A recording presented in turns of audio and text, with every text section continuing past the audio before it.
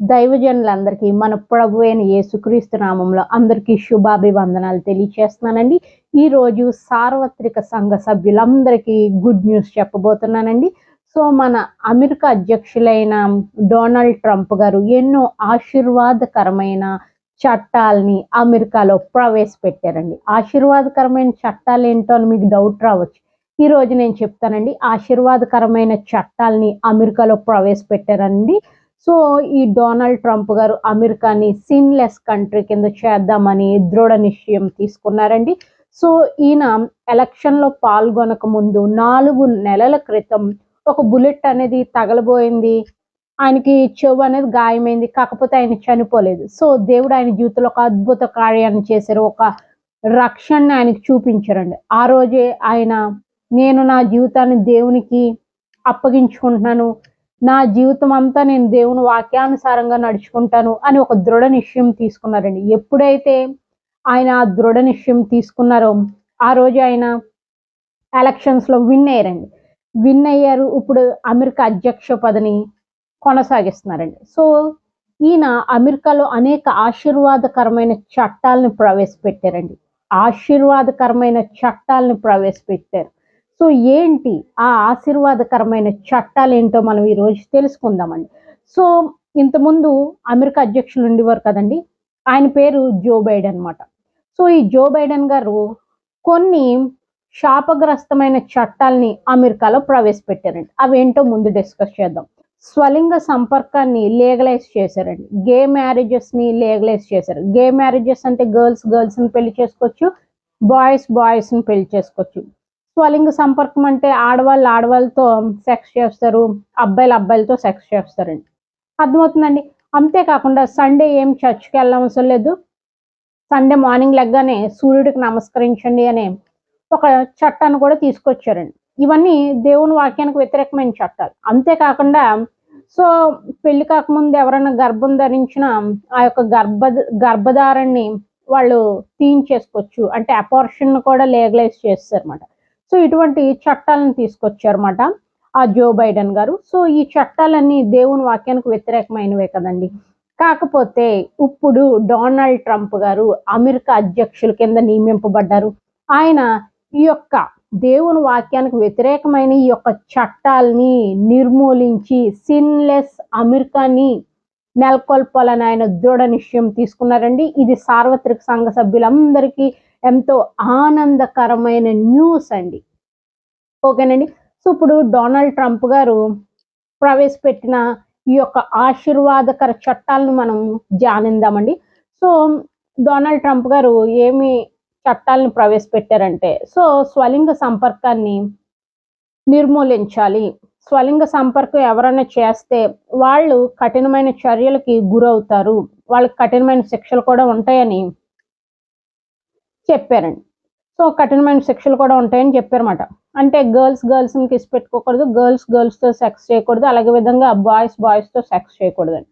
ఓకేనండి. ఇంకా ఏంటంటే గే మ్యారేజెస్ని నిర్మూలించారు. గే మ్యారేజెస్ అనేవి చట్ట వ్యతిరేకమైన మ్యారేజెస్, వీటిని లీగలైజ్ చేయలేదండి.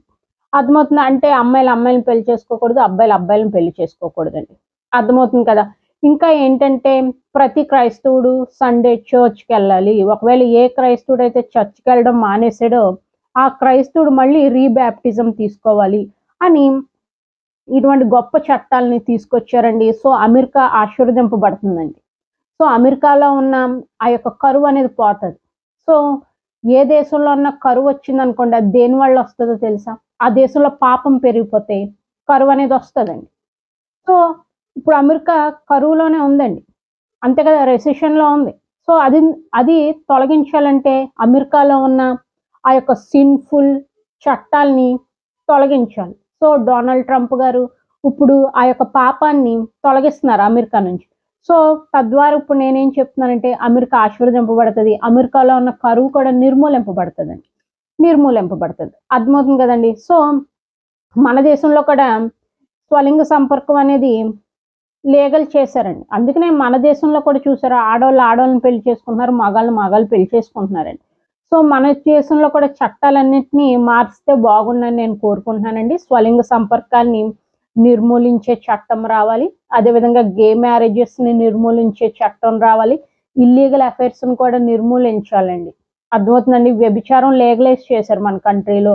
ఆ యొక్క చట్టాన్ని కూడా మారిస్తే బెస్ట్ అని నాకు అనిపిస్తుందండి. ఎందుకంటే ఇప్పుడు డొనాల్డ్ ట్రంప్ గారు వచ్చారు, ఆ చట్టాలన్నిటినీ మార్చేశారు. అలాగే సో ఈ చట్టాలన్నిటినీ మారుస్తే బెస్ట్ అనిపిస్తుందండి నాకు.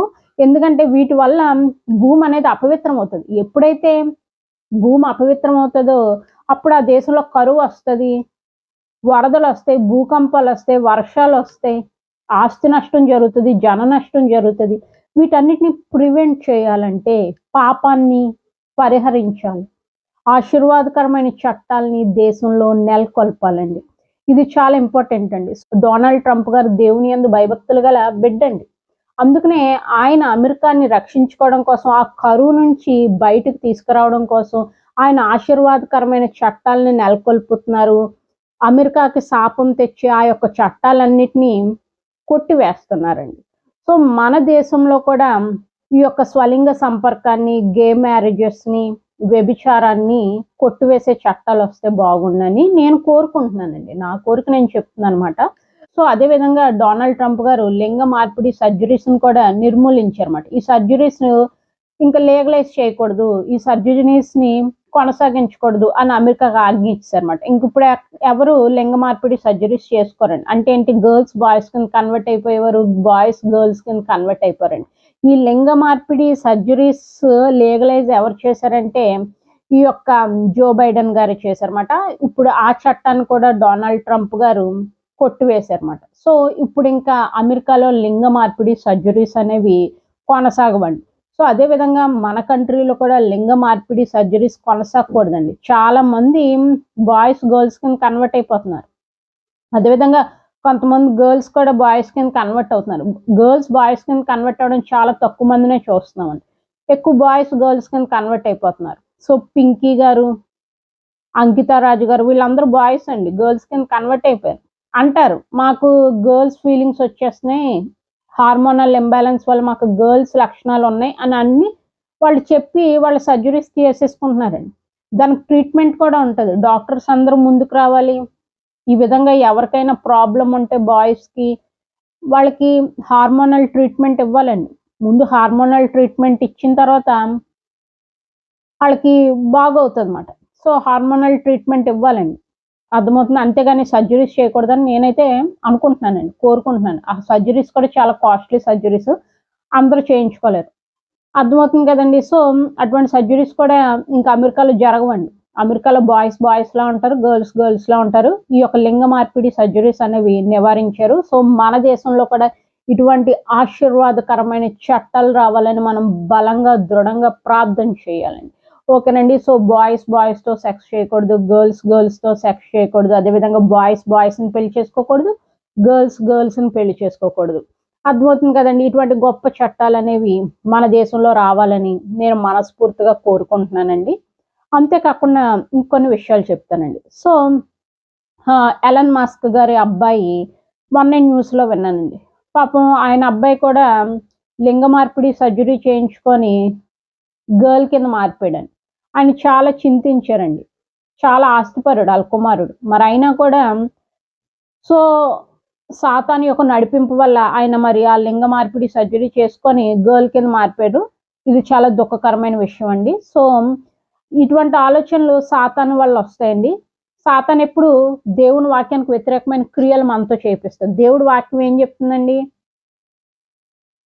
గర్ల్స్ గర్ల్స్లో ఉండాలి, బాయ్స్ బాయ్స్లో ఉండాలి అని చెప్తుంది. కాకపోతే సాతాను ఏం చెప్తుంది, బాయ్స్ని గర్ల్స్ కింద మారిపోమంటది, గర్ల్స్ని బాయ్స్ కింద మారిపోమంటది. సాతాను ఏంటంటే దేవుని ఈ బైబిల్ వాక్యానికి వ్యతిరేకంగా మనుషుల్ని నడిపించడమే దాని యొక్క ముఖ్య ఉద్దేశం. సాతాను యొక్క ఉద్దేశం ఏంటండి, మనుషులతో దేవుని వాక్యానికి వ్యతిరేకమైన క్రియలన్నీ చేయించడమే దాని యొక్క ముఖ్య ఉద్దేశం. అందుకనే మనం బైబిల్ బాగా చదవాలి, దేవుని చిత్తం ఏంటి తెలుసుకోవాలి, దేవుని చిత్త ప్రకారం మనం నడుచుకోవాలి, దేవుని వాక్యానుసారంగా నడుచుకోవాలి. దేవుని వాక్యానికి వ్యతిరేకమైన క్రియలు ఏమి మనం చేయకూడదు. అవి ఒకవేళ మనం చేసినా మనము వర్ధిల్లము. ఓకేనండి. సో ఈ స్వలింగ సంపర్కం గురించి బైబిల్లో ఏం చెప్పారో కొన్ని వాక్యాలు మనం ధ్యానం చేద్దామండి. మొదటి కొరింథీయులకు రాసిన పత్రికలో 6వ అధ్యాయంలో మనం 9వ వచనం నుంచి 10వ వచనం వరకు మనం ధ్యానం చేద్దామండి.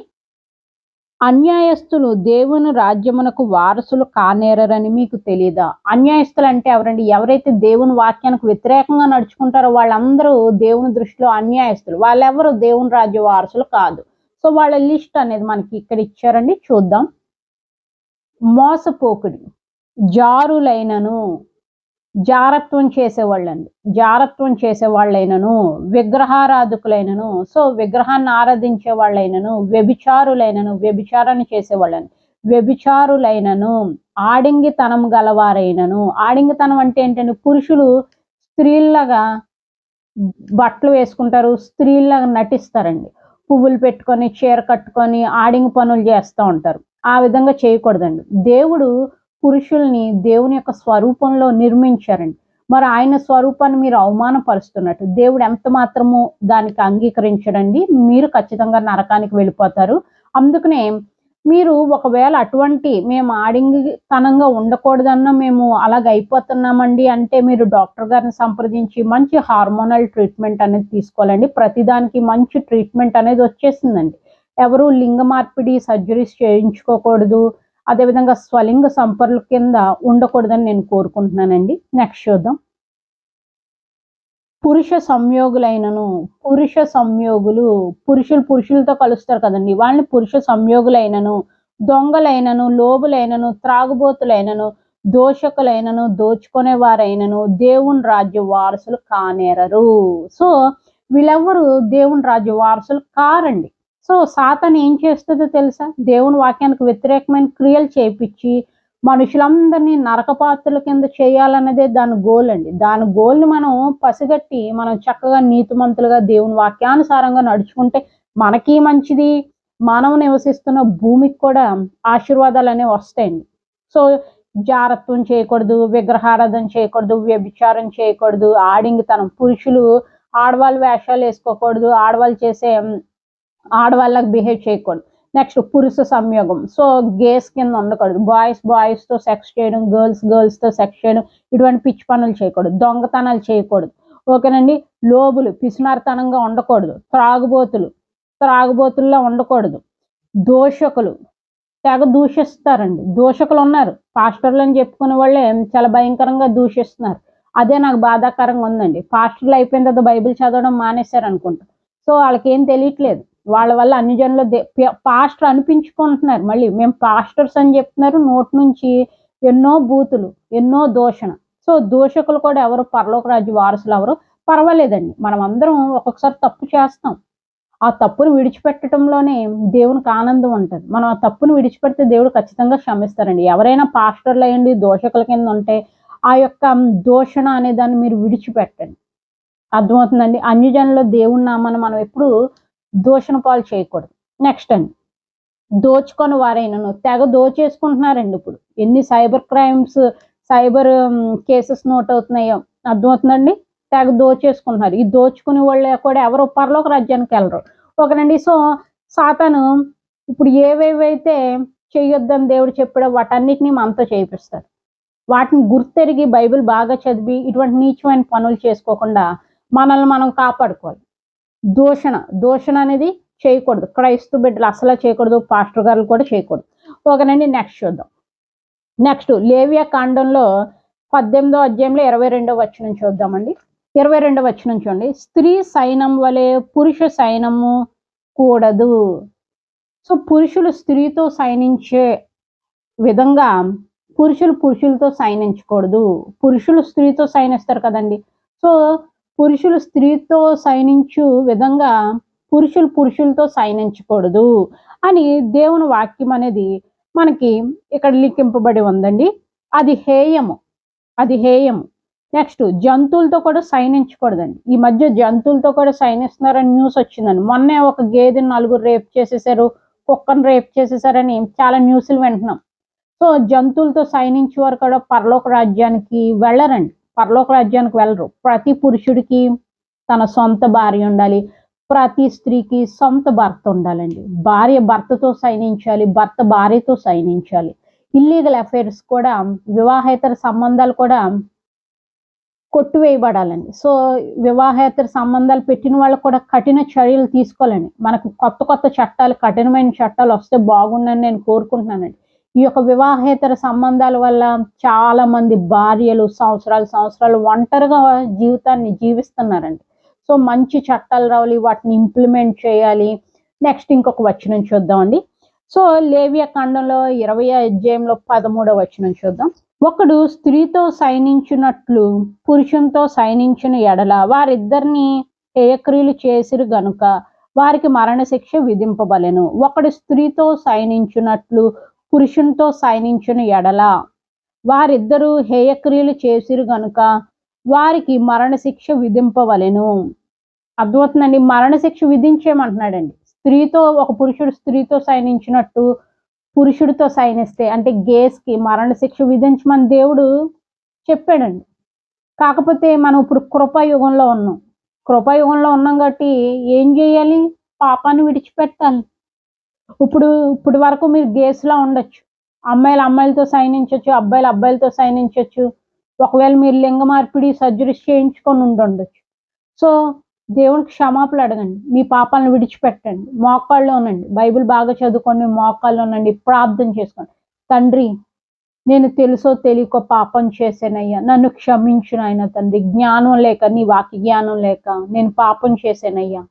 నన్ను క్షమించు అని దేవుని పాదాల మీద పడి మీ పాపాలను విడిచిపెట్టండి. ఖచ్చితంగా మీరు క్షమింపబడతారు. పరలోక రాజ్య వారసులు అవుతారండి. ఓకేనండి. దేవుడికి ఏమి ఇష్టం అంటే మనం పాపాలను విడిచిపెట్టడమే దేవునికి ఇష్టం అండి. ఆ పాపంలోనే మనం కొనసాగితే ఎవరికి నష్టం అండి? దేవునికి నష్టం కాదు, మనకే నష్టం. చనిపోతాం.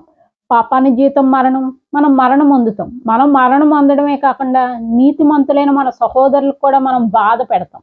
ఎందుకండి మేం పాపం చేస్తే నీతిమంతులైన సహోదరులు ఎందుకండి సఫర్ అవుతారని మీరు అడగొచ్చు. మీ పాపం వల్ల భూమి అనేది అపవిత్రం అవుతుంది. వరదలు వస్తాయి, తుఫాన్లు వస్తాయి, భూకంపాలు వస్తాయి, అనేక వింత రోగాలు వస్తాయి. అట్లా మందులు కూడా ఉండవు. అర్థమవుతుందండి. వీటి వల్ల నీతిమంతులు కూడా సఫర్ అవుతారు. కాకపోతే నీతిమంతులు దేవుడే రక్షిస్తాడు. మరి మిమ్మల్ని ఎవరు రక్షిస్తారు? అందుకనే పాపాన్ని విడిచిపెట్టండి, పరిశుద్ధంగా జీవించండి. డొనాల్డ్ ట్రంప్ గారి గురించి నేను చాలా ఆనందపడుతున్నానండి. సార్వత్రిక సంఘ సభ్యులందరూ చాలా హర్షించాల్సిన విషయం అండి. ఎందుకంటే ఆయన సిన్లెస్ అమెరికా కింద చేస్తున్నారు. అలాగే మన కంట్రీస్లో కూడా ఇటువంటి నీచమైన చట్టాలు ఉంటాయి. వీటన్నిటిని కూడా మన గవర్నమెంట్ అనేది నిర్మూలించి మన కంట్రీస్ని కూడా సిన్లెస్ కంట్రీస్ కింద మార్చాలని నేను కోరుకుంటున్నానండి. ఉంటానండి.